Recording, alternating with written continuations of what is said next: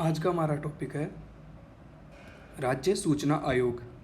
अब राज्य सूचना आयोग पढ़ने से पहले हमें ये समझना होगा कि राज्य सूचना आयोग बनाने की ज़रूरत क्यों पड़ी और जिस आधार पर राज्य सूचना आयोग बना हुआ है वो आधार है राइट टू इन्फॉर्मेशन। अब राइट टू इन्फॉर्मेशन क्या है उसके बारे में सबसे पहले हम जानते हैं। तो जो सूचना का अधिकार अधिनियम है वो कब आया था? 2005 में, और ये लागू हुआ था 12 अक्टूबर 2005 को। तो इसे हाईलाइट कर लेते हैं हम, 12 अक्टूबर 2005। ठीक है। फिर हम जानते हैं कि इसका इतिहास क्या था, कि जो सूचना का अधिकार है उससे आने से पहले हमारे देश में क्या था। तो सबसे पहले हम देखते हैं कि शासकीय गोपनीयता अधिनियम 1923, ये अधिनियम अंग्रेज़ों के द्वारा लाया गया था। अब ये क्यों लाया गया था? क्योंकि इसका उद्देश्य ये था कि जो कार्यालय हैं, जो सभी कार्यालय हैं, उनकी जो सूचना है वो गोपनीय रखी जाए या प्राइवेट रखी जाए। ऐसे तो है नहीं कि कोई भी डिपार्टमेंट है अपनी सूचना दे देगा। तो इसी सूचना को गोपनीय रखने के लिए 1923 में शासकीय गोपनीयता अधिनियम लाया गया। अब इसके बाद देखते हैं हम, इसके बाद में कुछ केसेस होते हैं। अब ये केसेस क्या होते हैं? तो पहला केस होता है इंदिरा गांधी वर्सेस राजनारायण 1945 में। इंदिरा गांधी के खिलाफ राजनारायण कोर्ट में जाते हैं, सुप्रीम कोर्ट में। तो इस मामले में सुप्रीम कोर्ट एक निर्णय देता है। तो क्या निर्णय देता है? इस मामले में सुप्रीम कोर्ट ने संविधान के अनुच्छेद 19 को आधार मानकर निर्णय दिया कि सार्वजनिक कार्यालय से सूचना प्राप्त की जा सकती है। अब अनुच्छेद 19 स्वतंत्रता को व्यक्त करता है, तो उसी को आधार बनाकर सुप्रीम कोर्ट ने कहा कि जो सार्वजनिक कार्यालय होते हैं उनसे हम सूचना प्राप्त कर सकते हैं। ठीक है। इसी के बाद में फिर एक केस और होता है, श्री कूलवाल वर्सेस जयपुर नगर निगम। ये केस होता है अपने 1986 में। तो इस मामले में कहा गया कि वही अनुच्छेद 19 के तहत सूचना मांगी जा सकती है। और अगर इसकी देखें तो ये जो मामला है इससे आरटीआई मतलब राइट टू इन्फॉर्मेशन की उत्पत्ति मानी गई है। अब अगर क्वेश्चन आता है कि राइट टू इन्फॉर्मेशन की उत्पत्ति कहाँ से मानी गई है, तो हम लिख सकते हैं कि श्री कूलवाल वर्सेस जयपुर नगर निगम 1986 मामले से। इसके बाद हम आते हैं 2006 में एक आयोग आता है। उस आयोग का नाम था प्रशासनिक सुधार आयोग, और ये सेकंड आयोग था, मतलब द्वितीय प्रशासनिक सुधार आयोग, जिसकी अध्यक्षता वीरप्पा मोइली कर रहे थे। अब वीरप्पा मोइली की अध्यक्षता में गठित इस द्वितीय प्रशासनिक सुधार आयोग ने कहा कि जो शासकीय गोपनीयता अधिनियम है 1923 का, उसको हटाया जाए और लोगों को जानकारी या सूचना दी जाए। तो इस अधिनियम की इस आयोग की जो सिफारिश थी उसको इतना नहीं माना गया, और आज भी शासकीय गोपनीयता अधिनियम कुछ जगह पे लागू है, कुछ जगह पे हम जो सरकार है वो सूचना नहीं दे सकती। फिर इसके बाद में अब राजस्थान में आते हैं। तो राजस्थान में ब्यावर अजमेर में जो आईएएस अधिकारी थी अरुणा रॉय, तो अरुणा रॉय के द्वारा आरटीआई हेतु एक आंदोलन किया गया। तो ये चारों चीज़ें क्लियर हो गई। चारों मामले क्या थे? पहला इंदिरा गांधी वर्सेस राजनारायण, दूसरा श्री कूलवाल वर्सेस जयपुर नगर निगम, फिर आता है द्वितीय प्रशासनिक सुधार आयोग, उसके बाद में राजस्थान के संबंध में जो आंदोलन हुआ आईएएस अरुणा राय के नेतृत्व में। अब आते हैं जो आरटीआई 2005 है, मतलब सूचना का अधिकार 2005, ये क्या कहता है?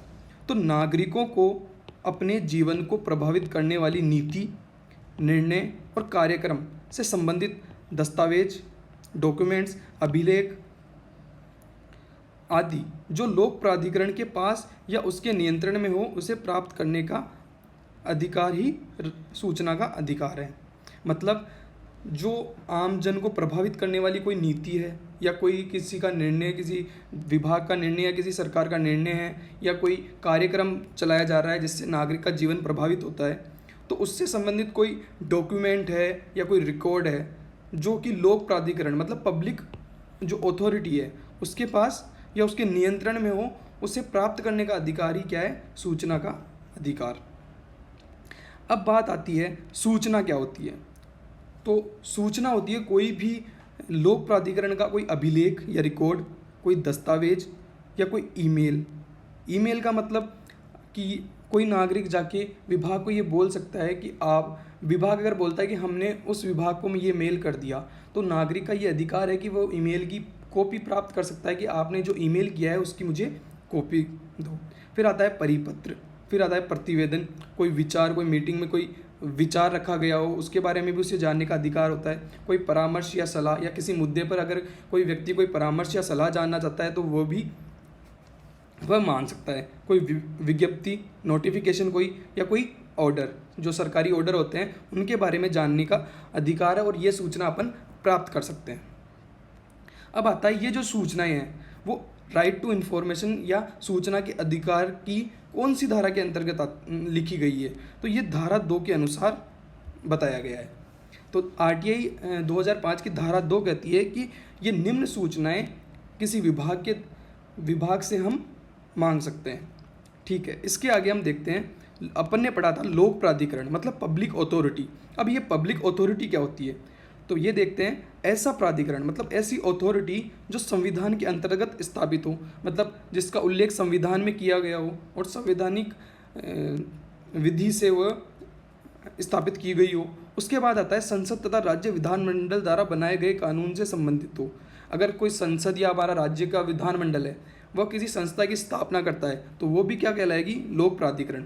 और तीसरा आता है सरकार के आदेश से स्थापित हो। अगर सरकार कोई आदेश देकर कोई प्राधिकरण की स्थापना करती है तो वो भी क्या कहलाएगा, लोक प्राधिकरण। और सरकार द्वारा वित्त पोषित, अगर किसी प्राधिकरण को सरकार के द्वारा फंड्स दिए जा रहे हैं तो वह भी क्या कहलाएगा, लोक प्राधिकरण। और इसी लोक प्राधिकरण से अपन सूचनाएं मांग सकते हैं। ऐसा नहीं है कि हम किसी प्राइवेट संस्था के पास जा रहे हैं और उससे सूचनाएं मांग रहे हैं।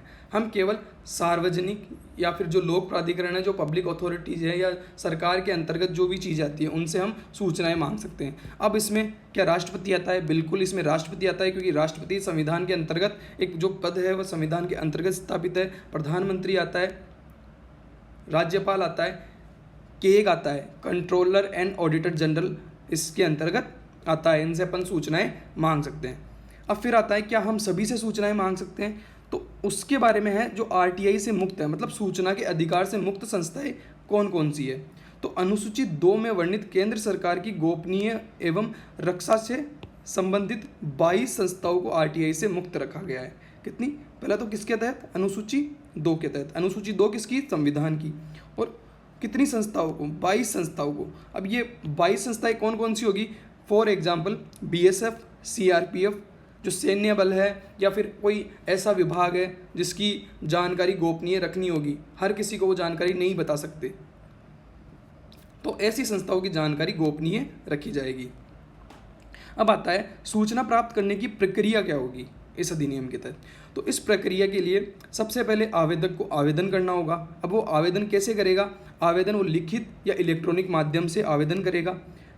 कौन सी भाषा में करेगा, या तो वो हिंदी में करेगा या इंग्लिश में करेगा या क्षेत्रीय भाषा में उसे आवेदन करना होगा। अब आवेदन में वो लिखेगा क्या, तो आवेदन में वो वांछित सूचना का पूर्ण विवरण देगा।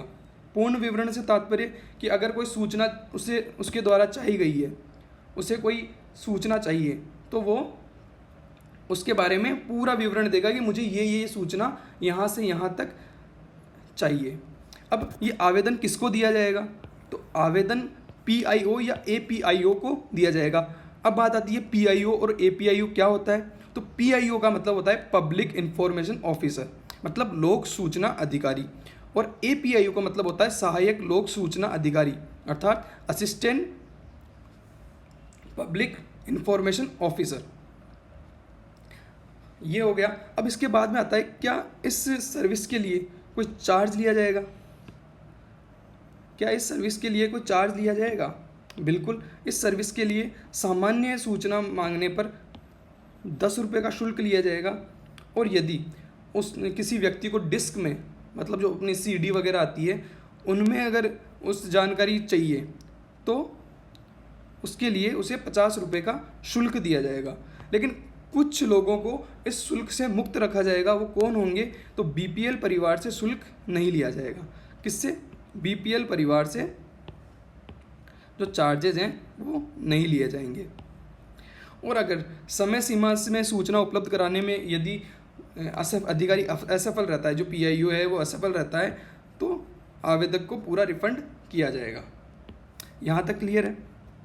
उसके बाद में आता है कि इसकी समय सीमा क्या होगी। समय सीमा, अगर पीआईओ के पास आवेदन किया है तो पीआईओ को 30 दिन के अंतर्गत सूचना देनी पड़ेगी।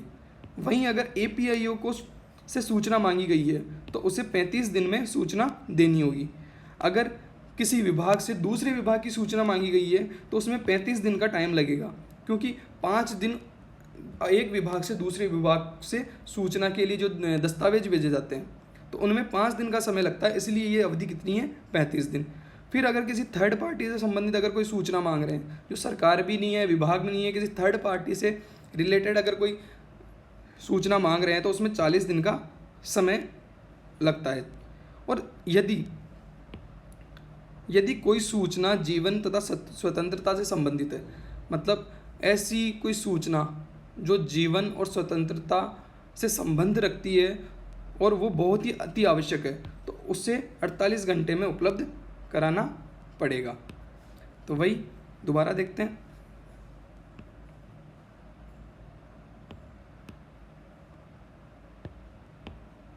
पीआईओ के पास 30 दिन, एपीआईओ 35 दिन और जीवन स्वतंत्रता से संबंधित 48 घंटों में।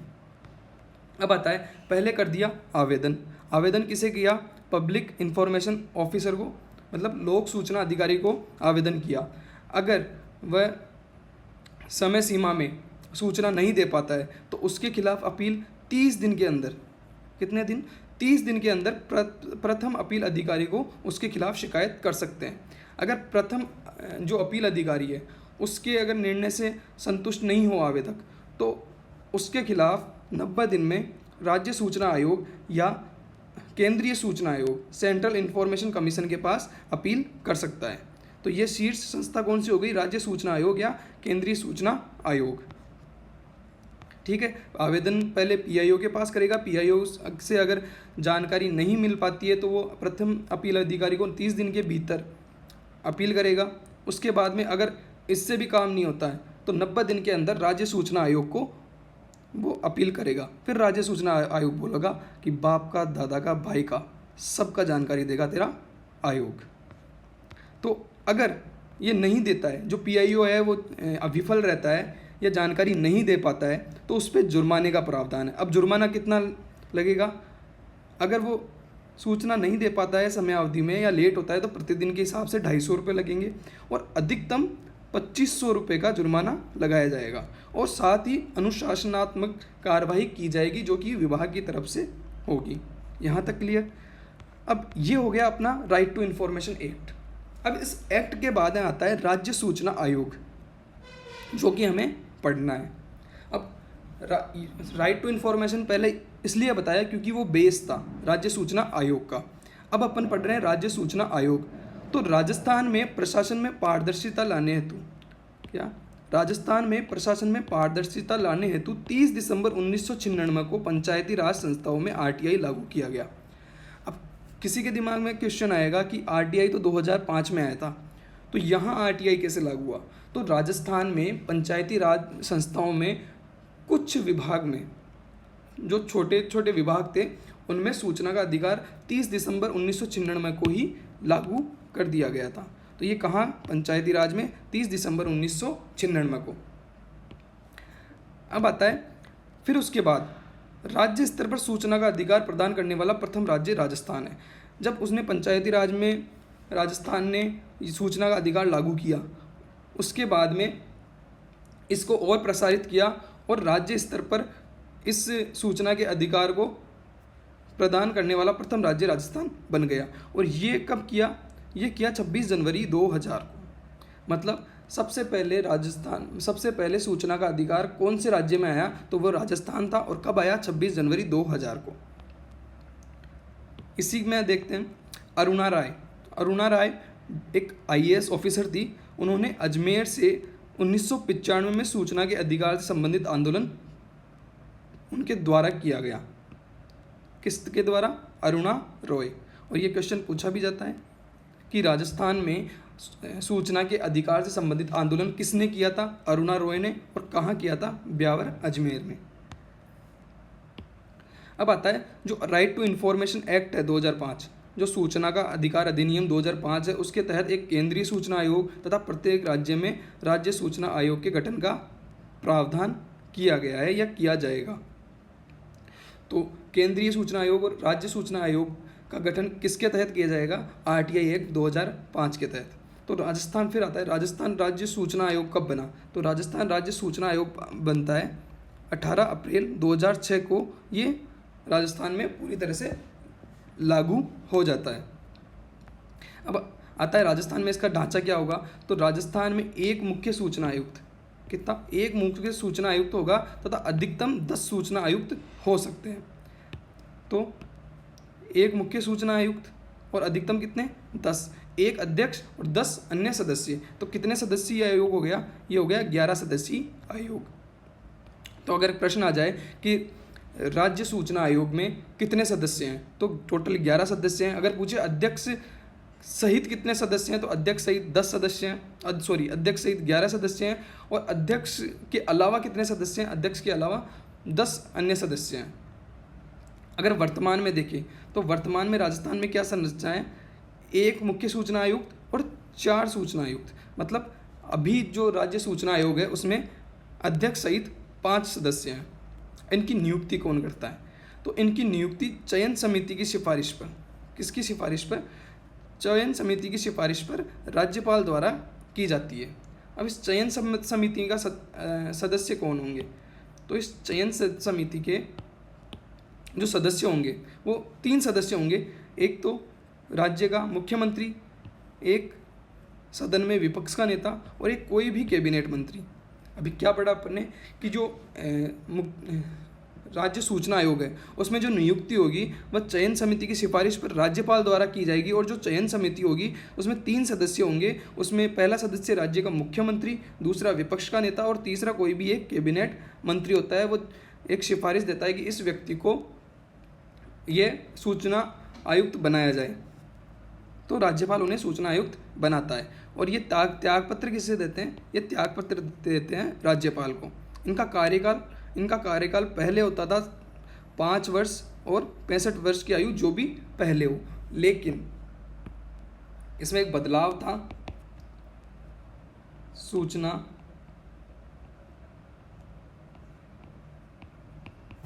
का अधिकार संशोधन एक्ट 2019। ये एक्ट लाया गया, कब लाया गया? 2019 में। इसके तहत कहा गया कि जो इनका कार्यकाल है, जो राज्य सूचना आयोग के जो सदस्य हैं उनका जो कार्यकाल है वो केंद्र सरकार निर्धारित करेगी। कौन करेगी? केंद्र सरकार। अब बात आती है इनको पद से कैसे हटाया जाएगा। तो इन्हें पद से राज्यपाल किसके बेस पे? कदाचार के आधार पर। राज्यपाल कदाचार के आधार पर इनको अपने पद से हटा सकता है, लेकिन डायरेक्ट नहीं हटाएगा।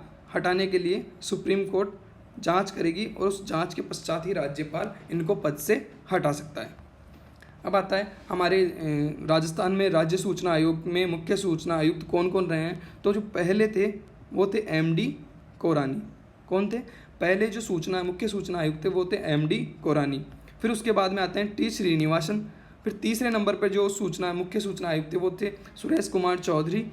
और चौथे नंबर पे जो मुख्य सूचना आयुक्त थे वो थे, अभी जो वर्तमान में है, वो है देवेंद्र भूषण गुप्ता या DB गुप्ता। तो अगर क्वेश्चन आ जाए कि पहले कौन थे, तो पहले MD कोरानी। वर्तमान में कौन से नंबर के मुख्य सूचना आयुक्त है? तो चौथे नंबर के हैं। कौन है? देवेंद्र भूषण गुप्ता। अब आता है RTI एक्ट के कार्य क्या क्या है। तो अपन पढ़ते हैं RTI एक्ट के कार्य। तो पहला, RTI एक्ट का प्रभावी क्रियान्वयन करना। दूसरा, शिकायतें प्राप्त करना। तीसरा, किसी अपील को स्वीकार करना। और इनकी शक्तियाँ कैसी होती है? सिविल कोर्ट के समान शक्तियाँ होती है। सिविल कोर्ट मतलब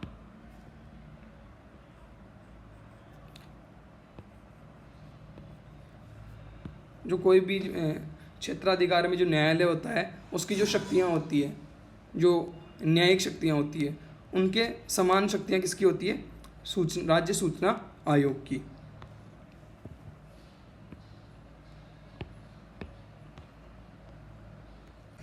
दो 2019 में इस अधिनियम में कुछ संशोधन किया गया। अब ये संशोधन किस नाम से जाना गया? ये संशोधन जाना गया सूचना का अधिकार संशोधन अधिनियम 2019। अब ये क्या था, इसमें क्या संशोधन किया गया? तो पहले तो हम देखते हैं ये किसके द्वारा लाया गया। तो ये लाया गया केंद्रीय जो मंत्री थे, केंद्रीय मंत्री जितेंद्र सिंह, केंद्रीय मंत्री जितेंद्र सिंह के द्वारा ये लाया गया। उसके बाद में आता है कि इसमें संशोधन क्या क्या किया गया। तो पहला जो संशोधन था वो था इनका कार्यकाल। तो कार्यकाल अभी पहले बताया था, कौन निर्धारित करेगा? केंद्र सरकार। और वर्तमान में राजस्थान में इनका कार्यकाल क्या है? 3 वर्ष। कितना है? 3 वर्ष। फिर उसके बाद में आता है कि जो मुख्य सूचना आयुक्त होते हैं, मुख्य सूचना आयुक्त का जो पेंशन मिलती है उसके बारे में प्रावधान किया गया। तो उसमें प्रावधान किया गया कि इनको सेवानिवृत्ति मतलब रिटायरमेंट के बाद जो पेंशन होगी वो अन्य सेवाओं से, मतलब जो पेंशन होगी वो अन्य सेवाओं से, मतलब अन्य सेवाओं की पेंशन से, अन्य सेवाओं की पेंशन से घटाकर दी जाएगी। मान लिया मुख्य सूचना आयुक्त जो थे वो अगर किसी अदर सर्विसेज में पहले थे और फिर उसके बाद में मुख्य सूचना आयुक्त बन जाते हैं और फिर रिटायरमेंट के बाद उनको जो पेंशन मिलेगी, तो जो पहले जिस पद पर थे तो उसकी पेंशन वर्तमान पेंशन में से घटाकर फिर मिलेगी। दोनों पेंशन एक साथ नहीं ले सकते। तो ये बदलाव भी किया गया कि जो दोहरी पेंशन मिलती थी उसका निस्तारण किया गया, मतलब उसको हटा दिया गया। तो ये किसके द्वारा किया गया? सूचना का अधिकार संशोधन अधिनियम 2019 के द्वारा। किसके द्वारा? जितेंद्र सिंह के द्वारा। कार्यकाल केंद्र सरकार निर्धारित करेगी। वर्तमान में राजस्थान में कितना? 3 वर्ष है। और जो पेंशन होगी वो अन्य सेवाओं की पेंशन से घटा कर दी जाएगी। अब शॉर्ट नोट्स की बात कर लेते हैं ताकि रिवीजन में आसानी हो। पहले आरटीआई एक्ट कब आया था? 12 अक्टूबर 2005। स्टेट इंफॉर्मेशन कमीशन राज्य सूचना आयोग का गठन कब किया गया? 18 अप्रैल 2006 को। इसकी संरचना क्या होती है? एक मुख्य सूचना आयुक्त और 10 अन्य सूचना आयुक्त। वर्तमान में इसकी संरचना क्या है? एक मुख्य सूचना आयुक्त और 4 सूचना आयुक्त। ये जो 10 अन्य सूचना आयुक्त होंगे ये अधिकतम होंगे, मतलब 10 से अधिक नहीं हो सकते। तो वर्तमान में मुख्य चीफ इंफॉर्मेशन कमिश्नर ये कौन है? ये है डीबी गुप्ता। इसके बाद में नियुक्ति, उसके बाद में आता है शपथ और त्यागपत्र। किनको देंगे? राज्यपाल। ठीक है। और पद से भी कौन हटाएगा? पद से हटाएंगे राज्यपाल। उसके बाद में आता है नियुक्ति कैसे होती है? चयन समिति की सिफारिश पे। चयन समिति में सीएम, विपक्ष के नेता और कैबिनेट मंत्री। इसके बाद में जो आवेदक होगा वो किससे सूचना मांगेगा? पीआईओ से। पीआईओ से सूचना मांगेगा और एक समय अवधि दी जाएगी। तो वो समय अवधि कितनी होगी? 30 दिन। इसके बाद में जब पीआईओ से सूचना या पीआईओ सूचना देने में विफल रहता है तो वो किसके पास जाएगा? प्राथमिक अपील अधिकारी। तो प्राथमिक अपील अधिकारी के पास कितने दिन में? 30 दिन में। अब जो आवेदक होगा वो पहले जाएगा 30 दिन के अंदर, वो पीआईओ के पास जाएगा और पीआईओ 30 दिन के अंदर सूचना देगा। अगर वो 30 दिन में सूचना नहीं दे पाता है, 30 दिन में सूचना नहीं दे पाता है तो जो आवेदक होगा वो जाएगा प्राथमिक अपील अधिकारी के पास। अब प्राथमिक अपील अधिकारी के पास कितने दिन में जा सकता है? तो 30 दिन के अंदर वो प्राथमिक अपील अधिकारी के पास जा सकता है। उसके बाद में जो प्राथमिक अपील अधिकारी होगा उसको कितने दिन में निस्तारण करना होगा? वही 30 दिन में। उसके बाद में अगर प्राथमिक अपील अधिकारी से भी कुछ नहीं होता है तो किसके पास जाएगा? राज्य सूचना आयोग के पास। कितने दिन में जा सकता है? 90 दिन में। तो क्या देखा हमने? प्राथमिक अपील अधिकारी के पास 30 दिन में और 90 दिन में जो राज्य सूचना आयोग है उनके पास जा सकता है। जो कार्यकाल था वो किसके तहत संशोधन कब हुआ? संशोधन आरटीआई 2019 के तहत। कौन निर्धारित करेगा? केंद्र सरकार।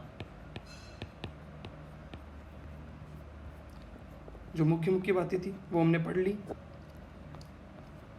उसके बाद में आता है राजस्थान में 26 जनवरी 2000 को आरटीआई के प्रावधान, पूरे प्रावधान नहीं, कुछ ही प्रावधान, और इससे पहले भी पंचायती राज में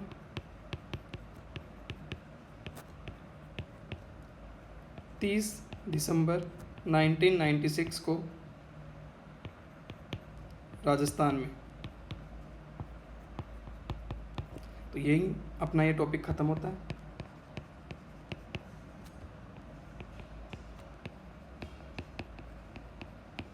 Thanks for watching.